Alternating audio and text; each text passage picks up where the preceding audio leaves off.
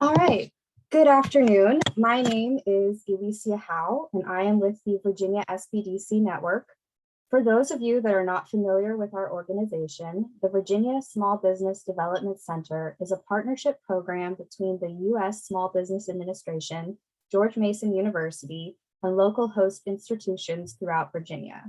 With 27 locations across the Commonwealth, we provide training and technical assistance to small businesses in their local communities.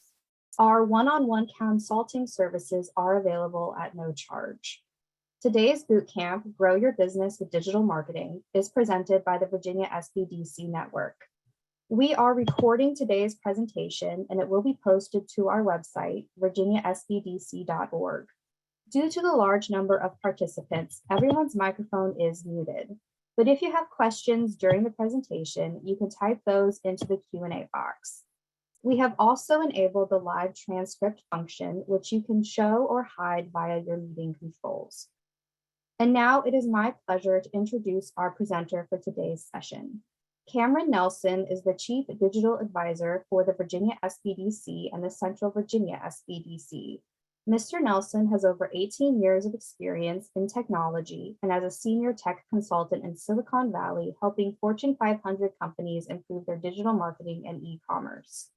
At the same time, he founded several tech companies, including a SaaS website for tree preservation and a blockchain platform for nonprofits. Cameron is accomplished in language culture, has an MBA and MA, and believes new technology products have the ability to help shape our world for the better. Please join me in welcoming our presenter for today, Cameron Nelson. Thanks for the introduction, and hello everybody. Welcome to Growing Your Business with Digital Marketing, updated for 2022. This topic evolves quite rapidly, so it's important to stay abreast of the latest changes and how they might impact your business online. Today, we're going to be going through some of the main points that you need to be aware of when performing digital marketing activities online, and some tips and tricks to help you maximize your investment in your ad spend and other strategies to help you increase your online customer acquisition. So let's jump right into it. The top 5 reasons why you should be using digital marketing. The first reason is because digital marketing, it just creates growth. And this is an overarching theme that we'll talk about throughout today's presentation. And these are the primary ways that the digital marketing will create growth for your business. First, it has a broad geographic reach. Because when you post an ad online, people can see it no matter where they are, provided, of course, that you have not set any geographical, limited boundaries, which you can certainly do. And that's actually a key point, is that if you just want to sell your product or service to a state or a zip code or just a country, you can specify that quite easily.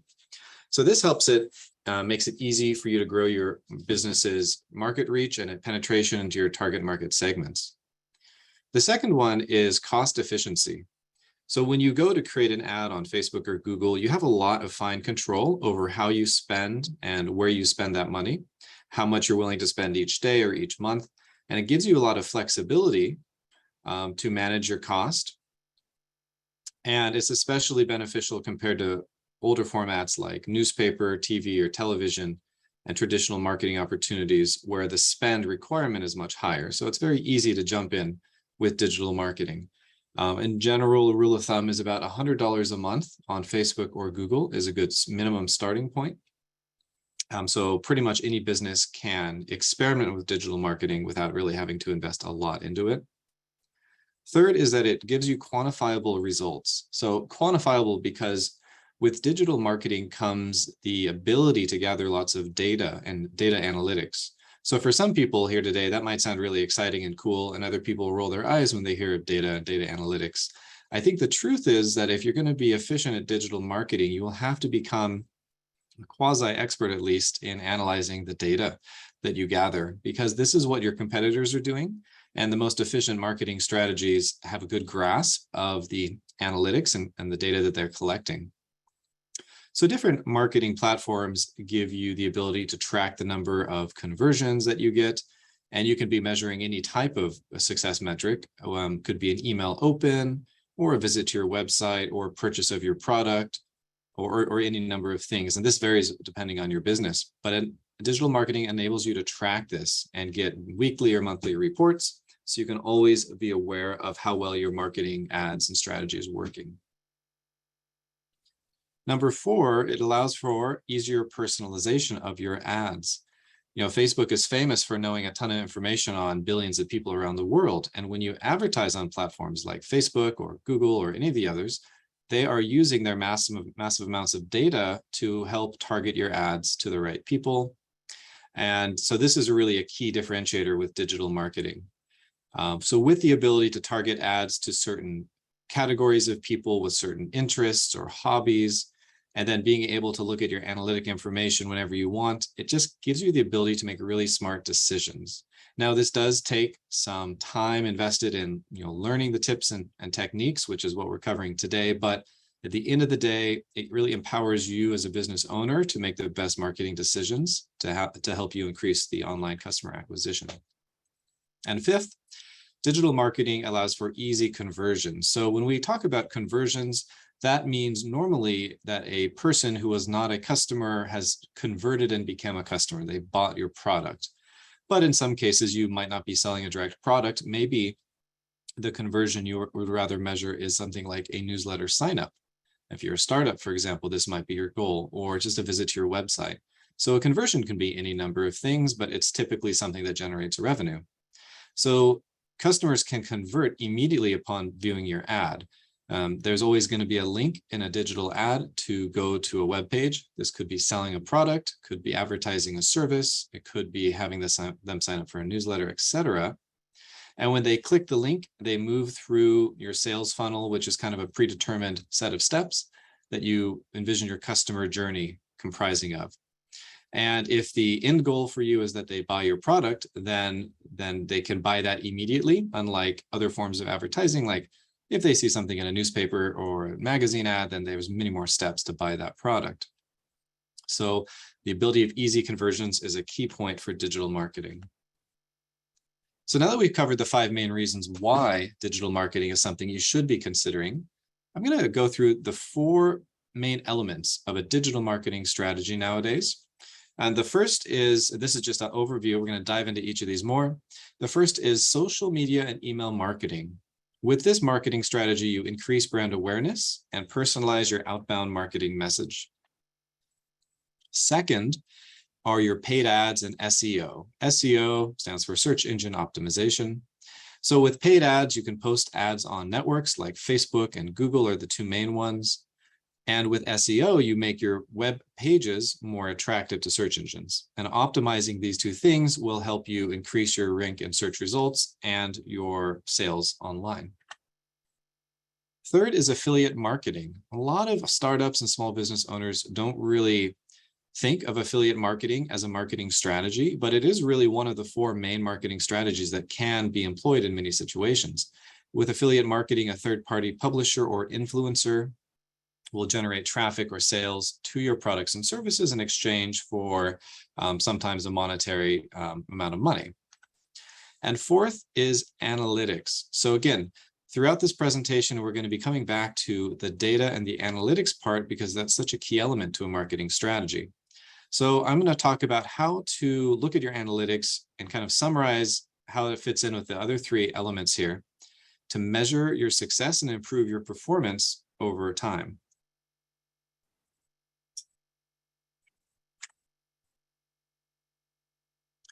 So first, we want to talk about social media marketing. Social media marketing is a very powerful tool that everybody here has been exposed to, and probably a lot of you have tried with your business. It has a few key advantages. First is that it increases brand awareness.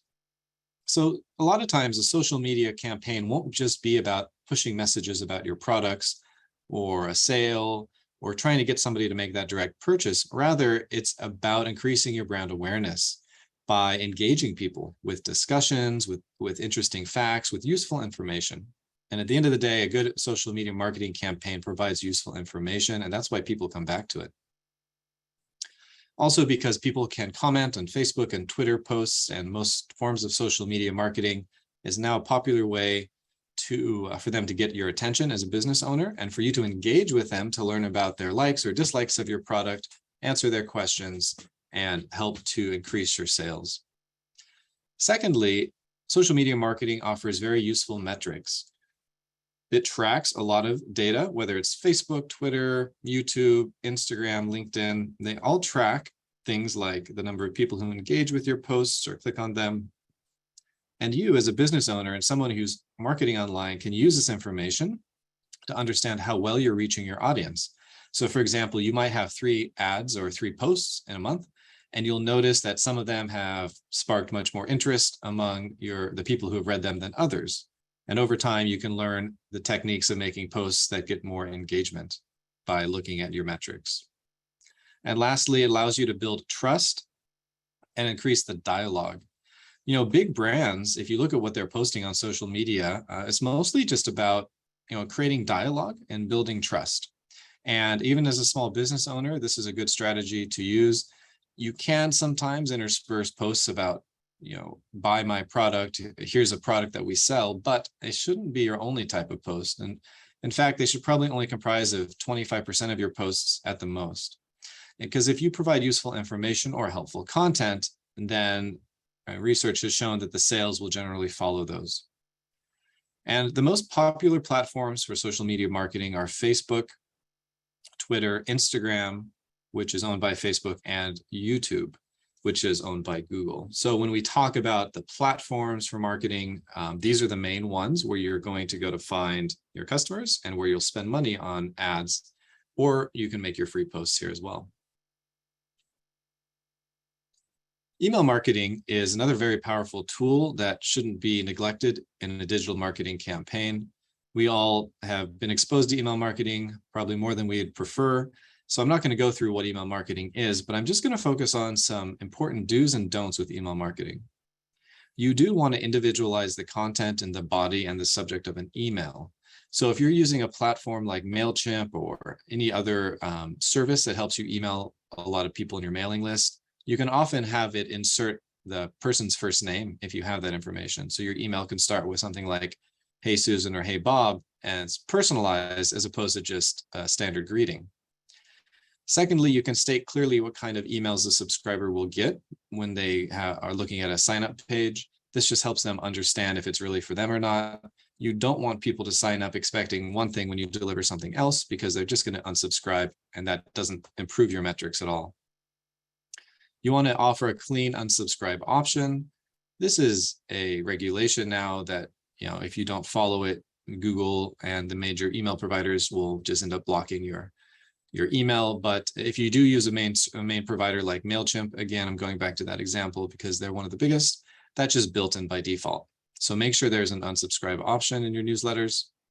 Integrate transactional and promotional emails. So again, your emails to people should include a variety of content, not just promoting your products, but talking about interesting facts, tips and tricks, things that deliver value to your target clientele. And you want your prospects to see your emails as a service that's valuable and not just trying to promote your product.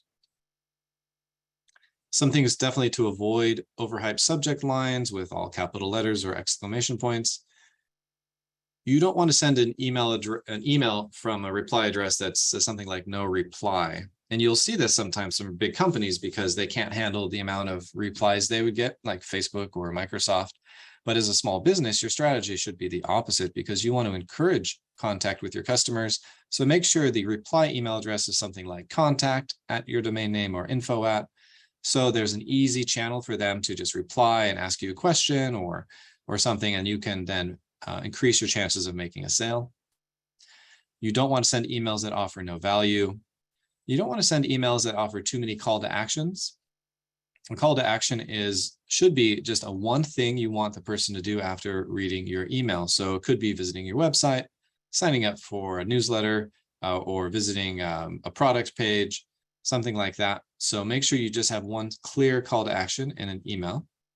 You don't want an email that's too long. Generally, one page of text with images is about the maximum you'd want to email, because anything longer than that is not going to be read all the way through in most cases. You don't want to forget to segment your email list. So what this means is that if you have a product that you sell to multiple types of buyers, let's just say you sell fashion items, and some of your buyers are men and some are women, it's better to segment your email list between men and women, because then when you email them, you can talk about things that are specific about your products that they're most interested in, and it's probably going to be slightly different. And in every business and industry, if you think about it, you can probably segment your clientele like that. So you segment your email list, and then you can generate 1 or 2 versions of an email, which will much better communicate why that segment should be interested in reading your email and ultimately buying your product. Make sure that your email is optimized for a mobile device. Over 50%, I think it's up to around 60% of emails now are opened and read on mobile devices. If you're sending an email through a major email sender like MailChimp, this is handled for you. But if you happen to be using something older, then you might run into situations where it wouldn't display properly on mobile. So if in doubt, send it to yourself or to a couple of friends first and get their feedback, and make sure it's looking good on mobile phones before sending it out to your entire mailing list. You don't want to send emails at the wrong time of day or just too many overall. So what's the best time of day? Generally it's in the mornings, but when people are kind of first coming into work in the workplace and they're spending a little bit of time relaxing before they dive into the hectic workday. So around 8:30, 9 a.m. is a good time. Also at the end of the workday between 5 and 6, when people are clocking off and kind of checking personal emails. As far as frequency goes, you can, learn from your customers, but generally a couple of times a month is a good rate. More than once a week might be overwhelming, but depending on your clientele, you might decide that that's a good cadence. So you kind of have to feel it out, but I would say a couple of times a month is what you should aim for to begin with. And the last thing not to do is to ignore analytics. So again, when you send emails, you're going to have data and reports back that are going to show how many people opened the email first, how many people read to the bottom, how many people clicked on your call to action. Now, if you notice that a lot of people are reading to the bottom and not clicking on your call to action, you might wonder why that rate is low. Maybe the button is obscure.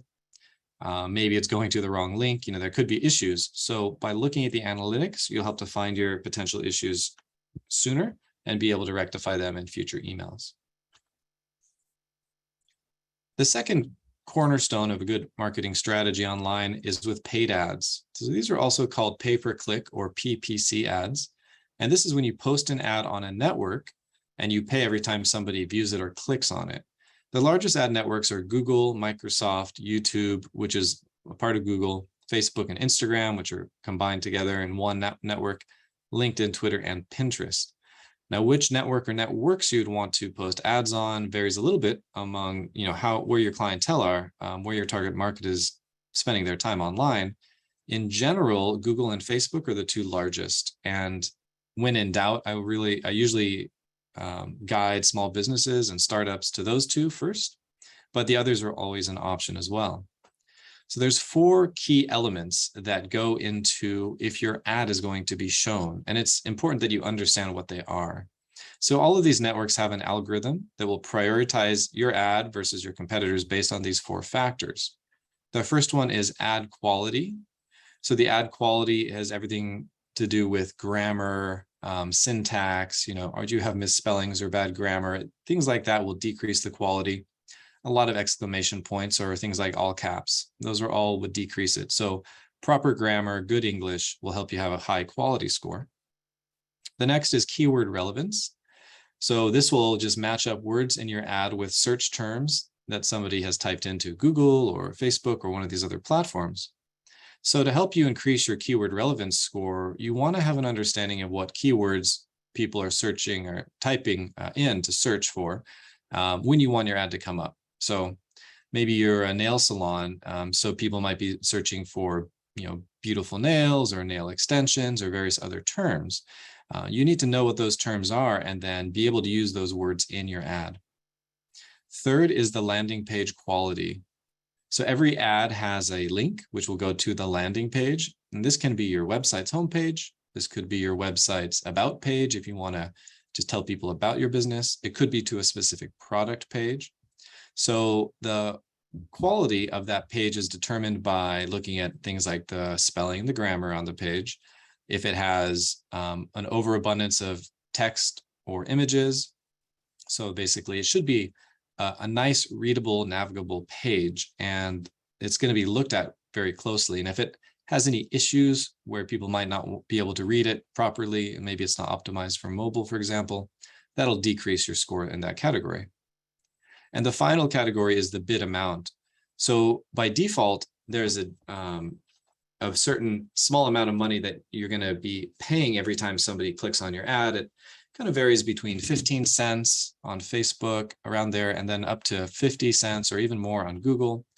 And so you can up your bid amount if you want to pay more per click, and what that'll do is guarantee your ad is shown to more people. So that's a more advanced technique, and it can be useful if you have a lot of products you need to move right away and you're willing to spend more on the marketing to get your ad out in front of more people. So these are the four main elements that go into the pay-per-click, and once you understand these, you'll be able to increase the quality of your ad and also the frequency that it appears to your target customer. The next part of this puzzle is the search engine optimization. This is a common question I get from small business owners in Virginia is, what does SEO mean to me? How do I make use of it? So SEO will provide you with organic website traffic. So this just means free. So with ads, you're paying for those people coming to your website. With a good SEO, they're just coming for free because your website is showing up near the top of a search result list.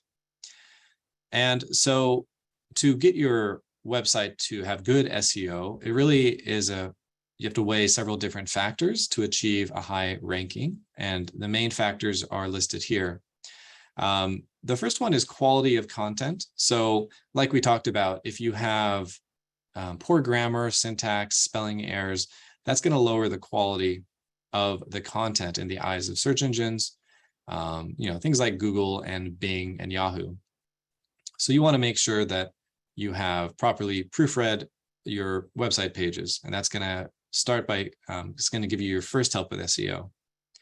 The second is the level of user engagement, because it might be surprising to some of you, but search engines know how long people spend on websites. If they go there and they leave within a few seconds, or if they tend to spend 5 minutes or 10 minutes, the longer a user stays, and the more they navigate around, the more links they click on, the more engaged they are, then the search engines think, oh, okay, this website is better. It's providing a lot of useful content. So increasing the level of user engagement is key. A simple way to do that is to have a couple of videos or more video content.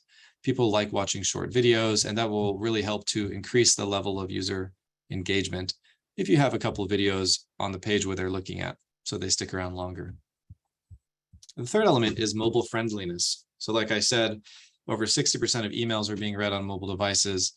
It's similar to visiting web pages. I think over 50% of web page visits are on mobile devices. So you need to make sure your website is responding and behaving well on mobile phones and tablets. Any modern website built on a platform like WordPress or Wix or Squarespace, those are some of the most common, within the last couple of years, it's going to be pretty mobile friendly. So you should be covered. But if your website's older than 2 or 3 years, you might find that certain elements stretch off the screen on a mobile device or don't load at all. So if you have an older website, I encourage you to take a look, have 4 or 5 people, look at all the pages on different phones like an iPhone and Android, and see if everything displays properly, because any unmobile friendliness will decrease your score for SEO. And the fourth part is the number and quality of your inbound links. So inbound links are a link from a different website that goes to yours. So let's say you have some products and somebody with a similar interest has reviewed your products on their website and links to your website in the review. That's an inbound link to your website. So having a lot of those really helps with your SEO, because the search engines think, okay, this website's really relevant because 20 or 50 or 100 other websites are all linking to it. So that's really good. It also looks at the quality of these links. So if those 100 websites that are linking to yours all only had 1 visitor each for the month, the quality of those websites is very low. Basically, they don't have much traffic, so they don't count for much. But if the websites that have an inbound link to you have, say, 100,000 visitors in a month, that's really going to increase the score in this area. So there's some ways to work on getting inbound links, and this is really a long-term strategy for SEO. You can, contact affiliates and suppliers and other people in your industry, offer to write a blog post about them if they do the same. They can talk about your product, they can talk about your services, and then link to your website on the page where they do that. The more of these, the better, and they only can help your SEO ranking. Third category is affiliate marketing. This is when your company compensates a partner, like an influencer, for business they create on your behalf. You can, find creative and motivated people who already have an audience and a voice to your market. And they can be people like celebrities, influencers, or another trusted voice. So there's some pros and cons to approaching affiliate marketing. The first pro is that it's really quick to access a broader market. So if you're a newer company or you don't just have a big reach online already, if you find an influencer who could be your affiliate, and let's say they already have 10,000 or 50,000 followers on Facebook, and they talk about your product, you're immediately going to get a big boost to the people who would likely buy your product. So you first need to identify the influencers who are going to be right for you, of course, and that takes some time.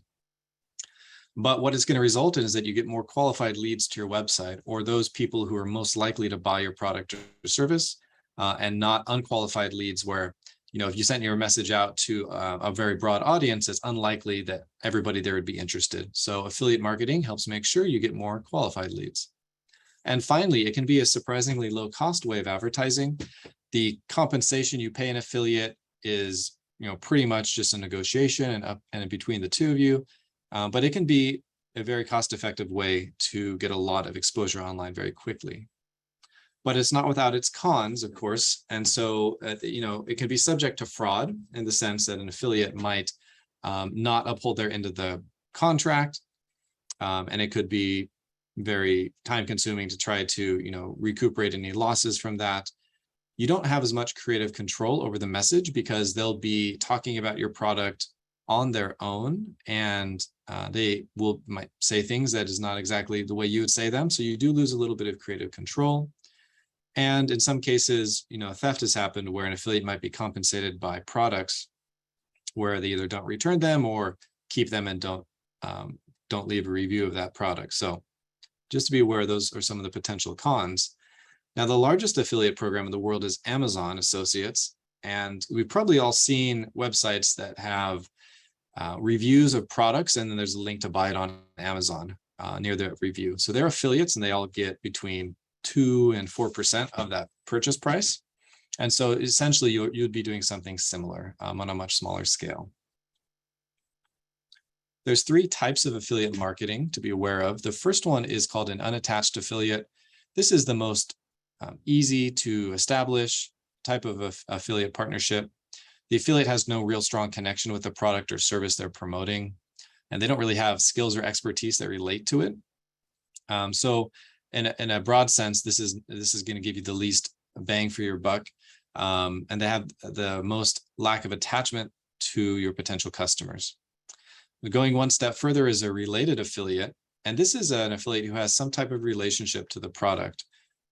So they already are experts in the niche or the industry that you're selling, and they have enough experience to talk to their target market and generate traffic for you, and they have some authority about this type of product. So people trust them. And the third type of affiliate is an involved affiliate. They're going to be people who have directly used the product and are probably having it with them while they talk about it to their followers. They're confident about talking about their positive experience, and they're sharing that with others. This is going to be the most costly type of affiliate.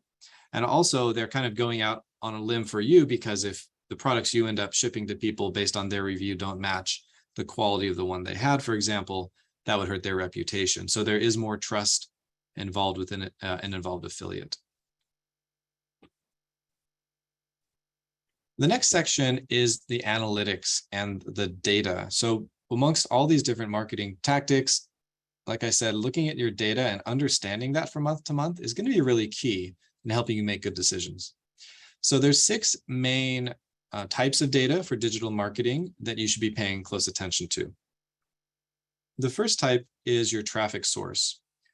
So when you have visitors to your ad or to your website, you're going to be able to tell where they came from. This is called the traffic source. Direct visitors are people who have clicked on your link. So maybe they read a blog post and they clicked on the link and they went to your website. Maybe they clicked on a link in an email you sent. So these are going to be direct visitors. Organic search are people who just found your website organically or for free by typing it into a search engine, which can be Facebook, Twitter, Google, any of those.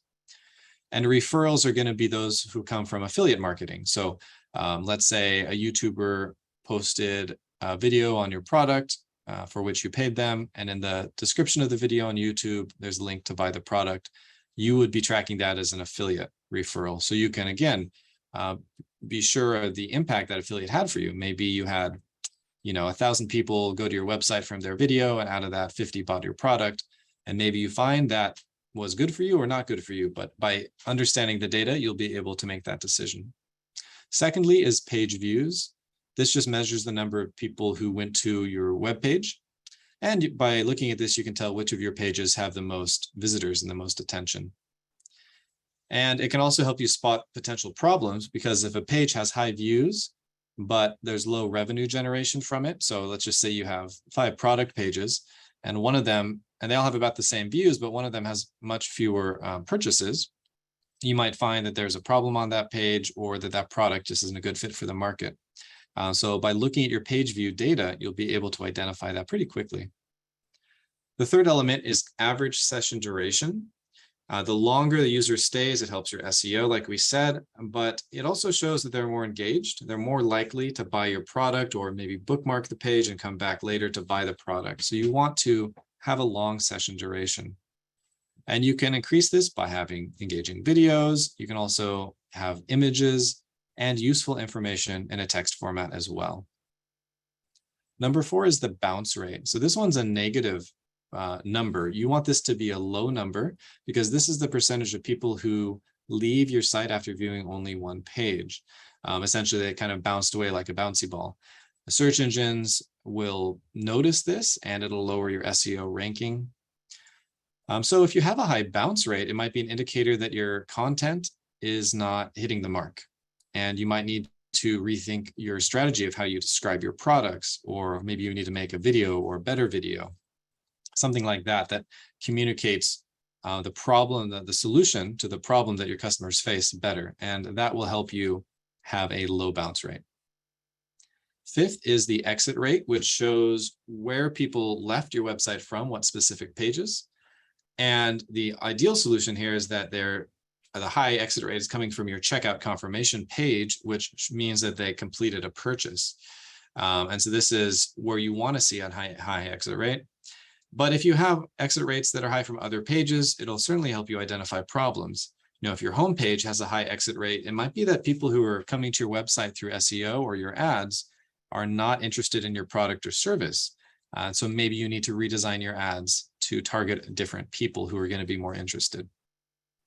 And the 6th is the conversion rate. So this is an all-important one that shows the number of people who converted to a paying customer, or acted on another conversion goal. So if you wanted them to sign up for a newsletter or do another action, but typically it's making a purchase. So the higher your conversion rate, the more effective overall your entire marketing strategy is being. So by understanding these 6, it's going to help you get a good grasp, and you can track this data by reports. All the ad networks will give you this data in reports, as well as having analytics on your website like Google Analytics.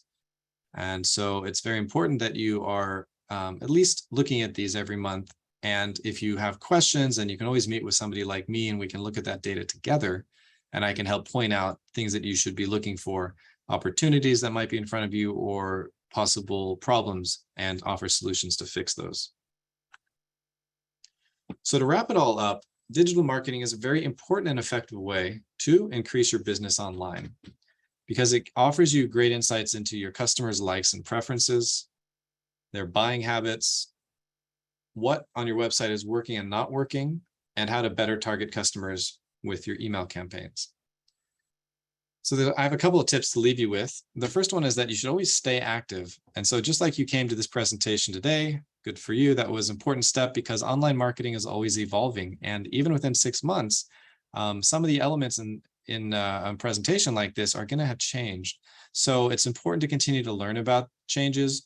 You can learn from presentations, reading about the news, and subscribing to blogs about influencers and people in the marketing industry. And the second tip is a lot of people will kind of not know where to start. I presented a lot of different techniques and strategies of having an effective digital marketing campaign. But for your business, there's nobody who knows better than you what your customers are needing and what that problem is that you're solving. So go with your gut instinct, start somewhere with your digital marketing and grow it from there. Many forms of digital marketing are free. So it's only going to take your time to create an account and get them started. And I worked with a lot of businesses who've been quite surprised at how successful their initial efforts have been, even though they came into it without really knowing much. You should always be learning from your data and adapting over time and modifying your strategy because your competitors in your industry are doing that exact thing. And in 3 to 4 to 5 years, those companies that are most able to effectively look at their data, make sense of it, and adjust their strategy accordingly are going to be those that come out on top. Well, thank you for your time, and I hope that was valuable. We're now going to open it up to some questions here. I'm going to read from the Q&A box. So if you would like to type them in, I'll get through as many as I can in the next 20 minutes or so. And then if you'd like to meet with me one-on-one, we can set up a one-on-one meeting to talk about your business. My website is here, and this presentation and the recording will also be sent to you. So you will have my email address. So if you can't stick around, thanks for joining. And if you do have any questions, please go ahead and type them in now and we'll get right into them. We also have a webinar evaluation that popped up on the screen sometime in the next few minutes. If you can take a few seconds to complete that, we would appreciate it so we can always deliver you the best content and the best useful webinars. So I'll start with the first question here. What about LinkedIn as a means of marketing? That's a great question.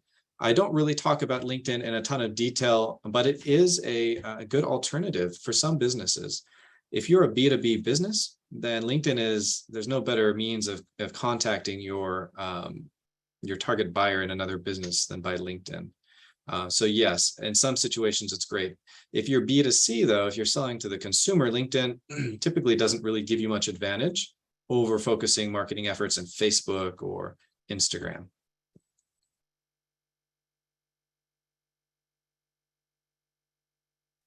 And the next question is, how can I find my customers that may have an interest for my product so I can focus on them in my marketing campaign? Great. There's no shortcut. If you're launching a company or launching a product, you just have to get out there and talk to people on the street. Let's just say you talk to 1,000 people in your city about your product and ask them what they thought about it. What they'd like to see different, how much they'd pay. You need that kind of feedback. Now, if you're not able to walk around and talk to people on the street, you can do that in some digital form. You might go to Reddit and create a discussion on a website like Reddit or another forum post like that. You need to gather data on who your customers are and where they're looking for their information. So then you know where and how to market to them. Good question. So another question is, what's my recommendation for apps to help with SEO? That's a really good one. Depending on where your website is built, the answer will be slightly different, but I'll start with WordPress because WordPress is the platform that I have used the most to help businesses build websites. And in WordPress, there are several plugins for SEO. And the one I recommend there is called Yoast, Y-O-S-T. And I was just working with a business this week on setting up Yoast SEO. Essentially, what it does is it will look through your pages and find errors that will decrease your SEO ranking. It'll either fix them automatically in some cases, or at least tell you about them so you can go fix them. So that would be an app or a plugin for WordPress for SEO called Yoast. The next question is, does this work for a seafood business? Yes, I think absolutely. You're selling a product. I think, is your business model, is it B2C? Are you selling your seafood to people? Like, maybe you're shipping it on ice and they're buying it on your website. That's different than if you're selling it to a business like a restaurant. In either case, of course, having a digital marketing strategy will help with a B2C or B2B business, whether it's seafood or anything else. You also asked, how does it work? I don't have enough details about your business right now, Derek, but that's a good question to have in a one-on-one meeting. Actually, we could dive into that. It'll take quite a while, I think, to discuss all of the details. So feel free to reach out to me and we can talk about that more. The next question is about email marketing. Considering the high rate of filsing and scams, how do you gain trust and have viewers click on a link to go to a website? It's a great question. I think that, a lot of scam emails will have red flags to normal viewers, not to mention the email providers. So if Google has identified trends within scam emails, and if they see emails that follow some trends, they'll just block it automatically and it'll go to spam. But of course, some get through. So you want to make sure your emails have super, proper grammar, good English, nothing that makes it seem like it was a non-US based business sending this, because a lot of scams just don't have great grammar. How do you gain trust is, I think, providing unique and valuable information in your email marketing. And of course, just you build trust over time. And you also asked, how do you build trust that your link will go to not like a virus page, but actual website that's good. Your website can have HTTPS enabled, which is a new security measure launched and kind of reinforced within the last few years. So make sure your website and your domain name is HTTPS and not just HTTP. And if it's just HTTP, a lot of times a browser or email client will give a warning message saying this link is going to an unsecured website. So that would be a big red flag. So make sure that it's HTTPS. And if it's not, we can talk about how to fix that, or you could get in touch with your website developer and they could fix that. The next question is, do search engines take into account the newness of a website? They absolutely do. It's not one of the main 4 factors, but it is like a 5th or a 6th factor. So that's a great question. If you just launched a website, meaning a couple of weeks or even a couple of months old, it will take a while first, it'll take a few days for it to be found, right? So right off the bat, it won't even show up in search results. It'll take a few days until it's found, but then it takes a few months to kind of build its score up. So yes, there's no shortcut to that because websites that pop up within a week or two and are gone the next week are often scams anyway. So yeah, they're penalized. So, just launch it, focus on a good marketing campaign, and over 2 or 3 months, the newness factor of your website won't be an issue anymore. Next question is, Google Business a good marketing source? Yeah, that's a good question. Google Business often refers to the maps.google.com website. So your business shows up when somebody goes there, and then you can list your website and your opening hours and photos. So it's a great place to have a presence, especially if you have a physical location. And to create that, you just go to business.google.com and follow their instructions. So it can be a very good marketing source if you have a physical location like a nail salon or something like that. And what is a good amount to pay, you asked? I think you're referring to Google Ads, because the Google for Business to get on Google Maps doesn't cost anything. But to pay for Google Ads, obviously, the more you pay, the more clicks you'll get to your website, but $100 a month is a minimum to start with.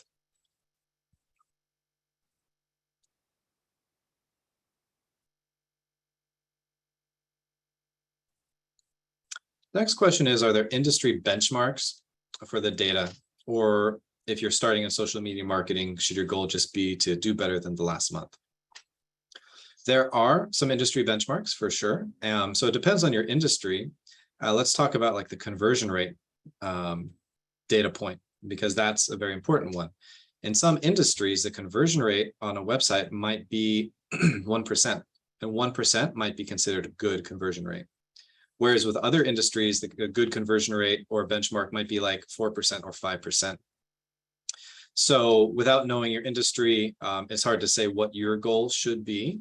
We can talk more about that one-on-one if you'd like, but you could also Google average conversion rate for, I don't know, dog walking businesses. You know what I mean? Like you could actually be quite specific. You might find that research. Now, again, is that research super accurate? Is it up to date? I don't know. And I can help you do some research as well. So feel free to reach out to me if you'd like to discuss that more. Next question is, with inbound links, does something like Pinterest help? Yeah, so if you're active on Pinterest, you have photos up there, you have a Pinterest board and people are looking at that, and then you have links to, say, your website or your product. Yeah, absolutely. That would be considered a referral link from Pinterest. It would be counted as a type of inbound link. And so if you have hundreds or thousands of people clicking on Pinterest links every month and going to your website, that will be helping your SEO, especially if they end up spending a good amount of time on your website and they don't leave right away.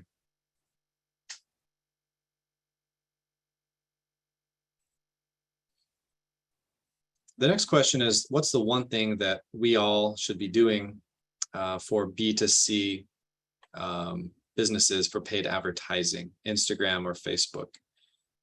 So yeah, if you have a B2C business and you want to have paid ads, your two best options are going to be Facebook/Instagram, which is again the same system. So if you create an ad on Facebook, it's going to show up on Instagram as well by default. So that can be number one, and then number two would be Google and the Google ads. And for some businesses, I would say maybe Google would be better than Facebook. It completely depends on what you're selling and who you're selling it to. But those are the top two.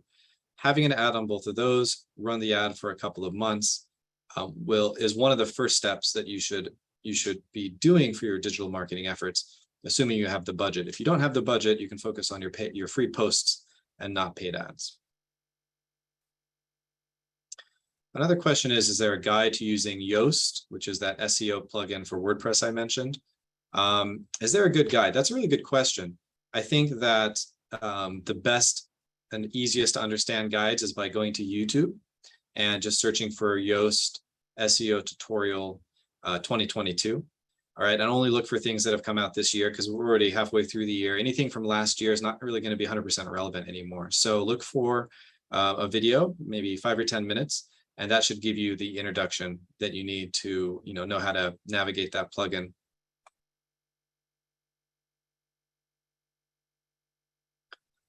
Next question is, are there low-cost social media management platforms for those getting started? I guess it depends what you mean by a management platform. A couple come to mind, but I'm not sure that's what you're referring to. One of them is Hootsuite. And Hootsuite is a website where you can go to create posts for all your social media accounts in one place, and also set them to automatically post on a schedule. So you can have a whole month worth of posts. You just kind of type them all at once, and they'll automatically post, and you don't have to be there posting them manually. So that is a very effective tool to use when managing social media posts. But maybe you meant something else. So you could let me know if there was another aspect of that you were looking for.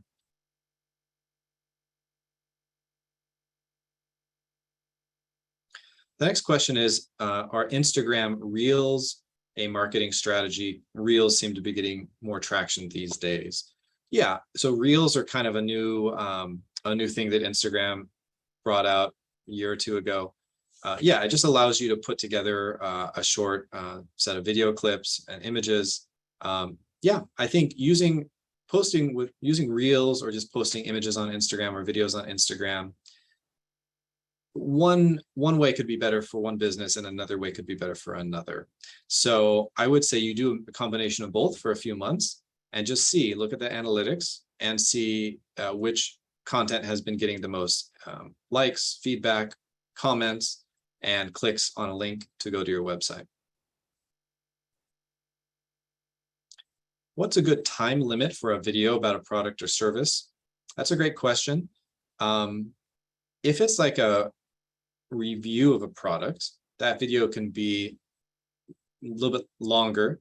Well, I'll just say in general, 60 seconds to a minute and a half, right? Yeah, that's like a commercial. That's like an online commercial length. That's a good amount if you just want to introduce the product, tell a little bit about it. If you're then going to like review the product, though, you might need 5 or 10 minute video for that. So I could see both being good depending on your product. Sometimes people want to watch a review, like an unboxing or something like that, and that would need to be longer than 90 seconds. The next question is, how much are my services? Where am I located? Well, my services are free to you, fortunately. So everything that you get help with through the SBDC is at no cost to you. I'm located in Central Virginia. You can just email me and we can, set up a meeting, and that won't cost anything to you.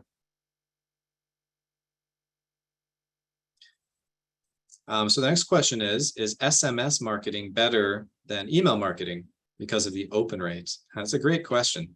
SMS marketing is pushing text to people's phones.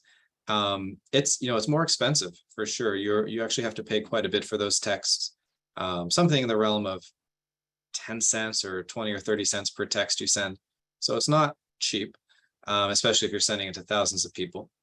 And in some industries, SMS marketing is banned. So for example, I work with a couple of clients in Virginia who are in the cannabis industry, and recently learned that they cannot SMS text marketing in the US because of their industry. So depending on your industry, you might find SMS is not an option. But assuming it's an option, assuming you want to pay, yeah, I think it can be very powerful. I don't have a lot of direct experience running SMS marketing campaigns. So I think it's something that would be good to do more research in and learn more information about and see if it's really relevant for your industry. Is there a way to make sure your emails aren't sent to spam?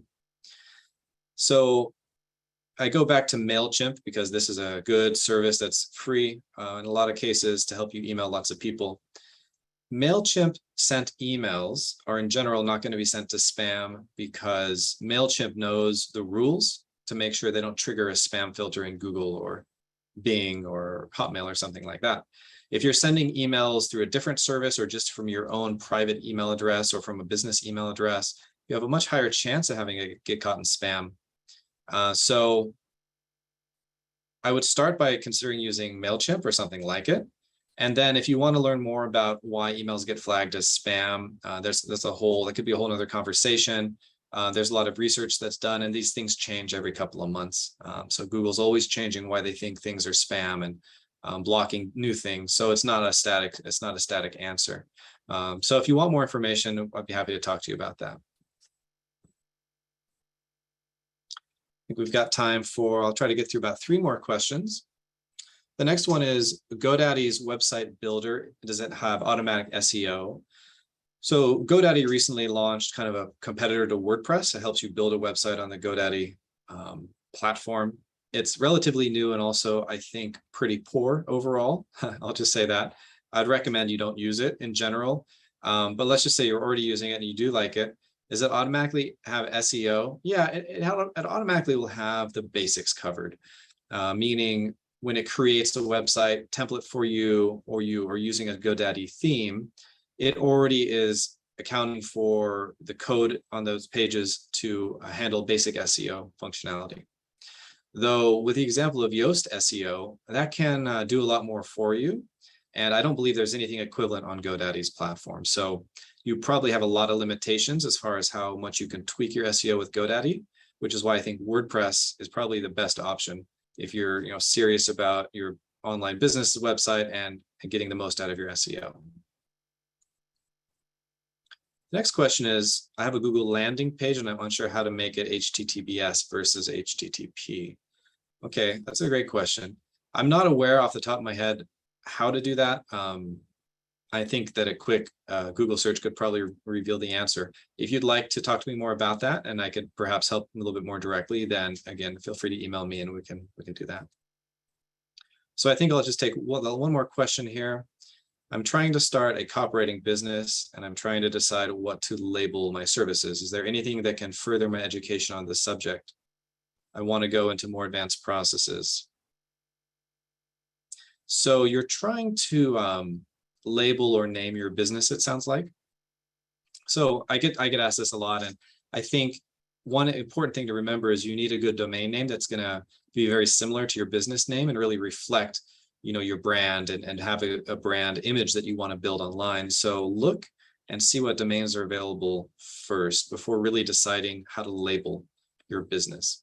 If you find it, let's say you have like 5 ideas, you might find that there's a domain name like, mybusiness.com, which you can get the .com, which is the best extension, and it's a short name. And that might help you decide right there. I would say you would go with the business name where you can get the best sounding domain name with it, because often the domain names just aren't going to be available. And I would not recommend that you dive into some of those alternate domain extensions of which there's hundreds now, just because, again, people, if they see this type of extension, sometimes they feel a little bit more leery about it, like it's a scam or not a legitimate business. So start with a domain name search first. You can do that at godaddy.com is where I like to go. You can see what's available and then build your business around that identity and that name. So I think that's all the time we have today. You'll get a copy of the presentation in your email, I believe. And so I'm also available for our one-on-one meetings at any time. Feel free to reach out to me. And if you have general questions about your business, then you can reach out to help@virginiasSBDC.org to get connected with an advisor in a different realm, like finance or creating your business entity, things like that. Okay, I think that's it. Thanks, everybody. Have a great day.